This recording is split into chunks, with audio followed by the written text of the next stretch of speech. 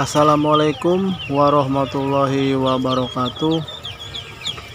Selamat pagi, jumpa lagi dengan saya Kang Abdul DOD dan DOE di akun YouTube Kang Abdul DOD dan BSF, untuk melanjutkan tayangan yang 3 hari yang lalu, 3 hari atau 4 hari yang lalu ya. Saya pernah menayangkan cara pengobatan anak bebek yang terkena cekrek, yang menggunakan herbal, yang menggunakan bawang merah, bawang putih, dan dipadukan dengan daun pepaya. Dan di antara tayangan itu saya juga pernah mengatakan setelah 3 hari cekrek itu akan sembuh.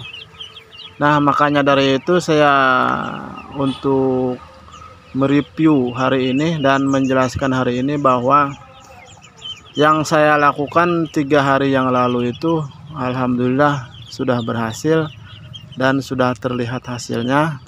Makanya hari ini saya meng-share atau melaksanakan apa yang saya ucapkan atau yang saya bagikan. Dan di sini saya akan berbagi tentang tayangan ini, memberikan pakan, tetap masih memberikan pakan tambahan proteinisasi menggunakan maggot. Dan sebenarnya di sini saya ingin meng-share, selain dari itu penayangan keberhasilan atau sembuhnya anak bebek dari cekrek ini, saya ingin menayangkan bahwa memberikan pakan proteinisasi menggunakan maggot itu cukup bagus, dan saya sangat terbantu dari pembelanjaan pakan, sangat irit. Dan dari segi aktivitas anak bebek ini sangat agresif ya, saya sangat senang. Dan ini juga makanya saya bagikan kepada kalian, kepada peternak unggas dan kepada peternak maggot. Silahkan kalian berekspresi, karena saya sudah bereksperimen ya, dan kalian bisa saksikan di tayangan ini. Saya beberapa kali bahkan menayangkan menggunakan pakan penambahan proteinisasi ini menggunakan maggot. Namun ada kalanya kalian pasti ada kebingungan ya, cara mengolah maggot ini bagaimana.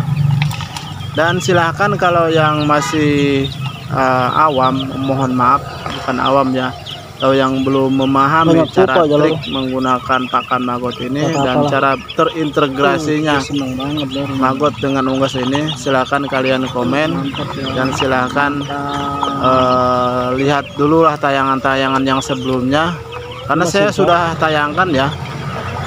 Itu pakan maggot itu yang dikolong itu menggunakan kotoran anak bebek. Jadi anak bebek ini yang saya tampilkan ini kan sudah umur 1 minggu. Di dalam itu ada sekitaran 300 ya, ada kalanya lebih dari 300 untuk membesarkan maggot yang di kolong kandang.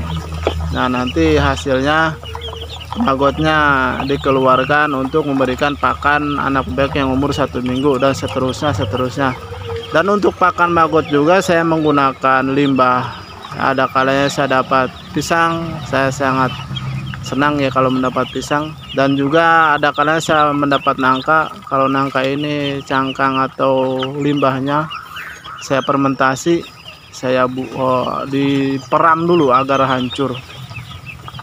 Nanti tayangannya di sini akan saya tampilkan bahwa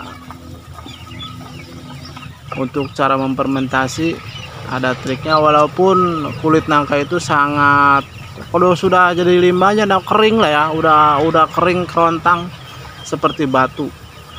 Nanti kalian bisa saksikan tayangannya. Ini lor, kulit nangka yang sudah kering. Ini sebenarnya aslinya sampah, namun sampah ini akan saya fungsikan atau akan saya gunakan untuk pakan maggot yang atau juga untuk media pemancingan.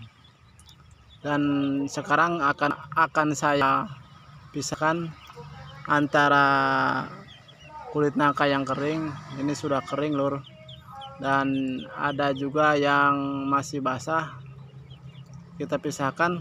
Kalau yang kering nanti akan kita rendam, dan yang masih basah, yang masih harum langsung kita aplikasikan untuk memancing. Nah, kita rendam yang sudah kering, yang sudah mengeras, direndam sekitar 3 jam.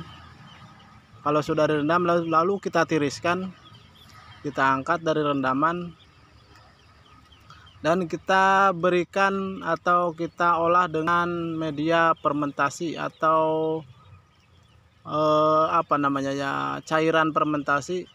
Saya punya cairan ini, kita mengambil air lalu kita akan campurkan dengan, ini sebenarnya adalah molase yang dicampur dengan bakteri M4. Ini sebenarnya untuk penggemukan anak bebek, namun sekarang kita fungsikan untuk memfermentasi nangka. Ini jerigen yang kedua, ini adalah rabal. Rabal ini adalah ragi dan herbal. Rata-rata dua komponen ini saya mengambilnya atau menggunakannya hanya sekitaran 15 cc atau 15 mili ya. Nah, kita rendam, bukan direndam, sebenarnya hanya dicelupkan lalu diangkat. Disusun di dalam ember yang nanti kita tutup, atau dengan media penyimpanan dengan yang tertutup atau media yang kedap udara.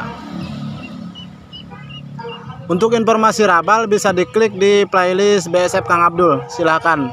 Untuk penggemukan anak bebek itu sebenarnya herbal fungsinya untuk penggemukan anak bebek. Silahkan cari di playlist Kang Abdul atau di akun YouTube Kang Abdul DOD dan BSF. Nah, setelah direndam lalu kita tutup dengan plastik agar terfermentasi. Nah, ini kulit nangka yang masih basah, yang masih harum akan kita gunakan. Ini sebenarnya cairan sama seperti tadi, hanya disemprotkan untuk melembabkan atau mengharumkan. Kalau kalian tidak punya sistem fermentasi, cukup digunakan atau cukup menggunakan air leri. Air leri itu air cucian beras, atau bisa juga dengan tepung beras yang diseduh dengan menggunakan molase atau gula merah. Nah, begini caranya ya lur. Kita simpan nanti untuk pemancingan. Medianya kita tutup dengan kain kasa atau dengan jaring, dan lalu di atasnya kita taruh sobekan kardus. Mungkin hanya ini saja ya lur, apa yang saya tampilkan, apa yang saya tunjukkan, apa yang saya share hari ini. Saya sangat berterima kasih kepada kalian yang telah menonton, dan saya ucapkan assalamualaikum warahmatullahi wabarakatuh. Terima kasih.